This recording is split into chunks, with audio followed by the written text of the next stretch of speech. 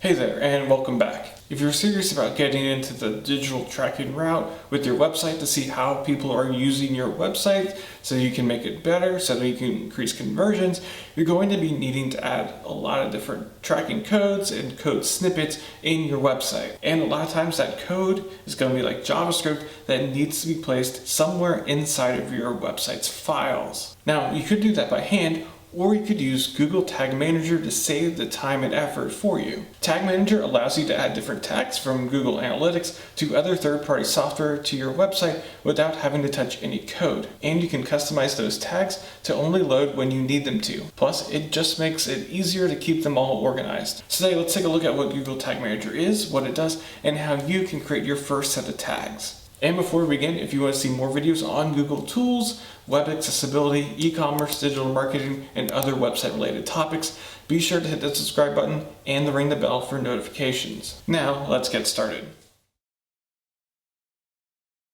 Tags in Google Tag Manager are little snippets of JavaScript that Tag Manager adds to your website. These can range from a Google Analytics tag that collects page views, or even information to third-party services like Crazy Egg and Hotjar. Normally with these tags, you would have to paste in the JavaScript code into your header yourself, but the main feature of Tag Manager is that it does it for you. You simply use its interface to create the tag you want or need, and then it inserts that tag into your website automatically. There's just one piece of JavaScript code that you need to insert into your website for all of this to run. But that's it. That's the magic of Google Tag Manager.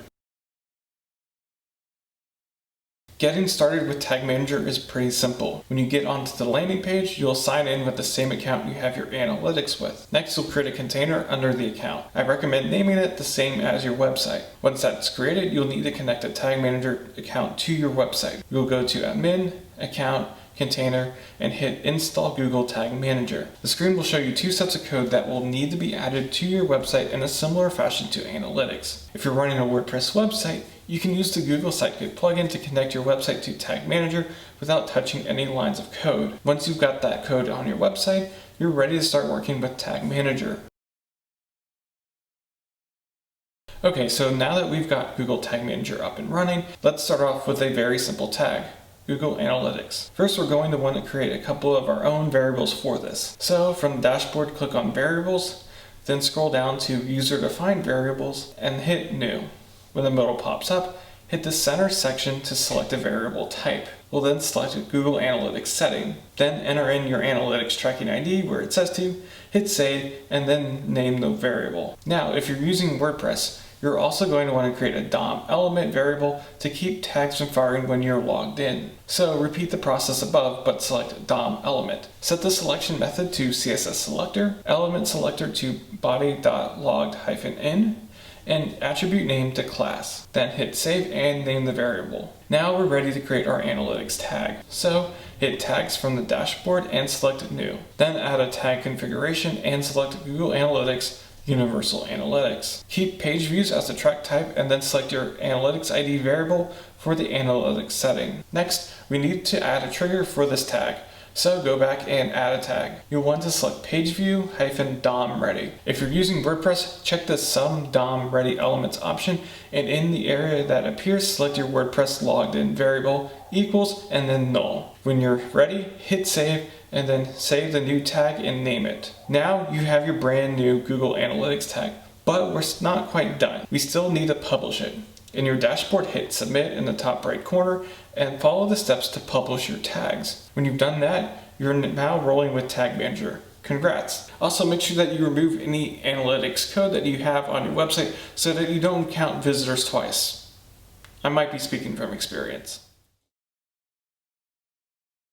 Another tag that I like to have is internal link tracking. This allows you to see what internal pages are being clicked on and from what page. It's a pretty rudimentary way to piece together a flow chart of traffic. But in order to do this, we need to add in a built-in variable. To do that, we go back to Variables and then hit Configure in the first section. Then check Click URL and Page URL. Now we go back to Tags and add in a new tag. For this, we'll once again select Google Analytics, Universal Analytics, but our track type is going to be an event. Our category will be internal link clicks, which is how we find it in Google Analytics. The action is page URL and the label is click URL. Now we need to add in a trigger. For this, we'll use click just links, and then select that this trigger will fire on some link clicks. Then we'll make sure that the click URL contains our domain, like jacobmartello.com. Then hit save all the way back through, name the tag, and then publish your changes. If you have steady traffic to your website, you should start to see internal link clicks event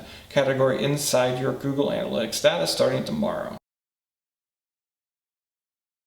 But it doesn't stop there. There are a multitude of other tags that you can create with Google Tag Manager. Have an account with Hotjar or Crazy Egg or some other analytics tracking company?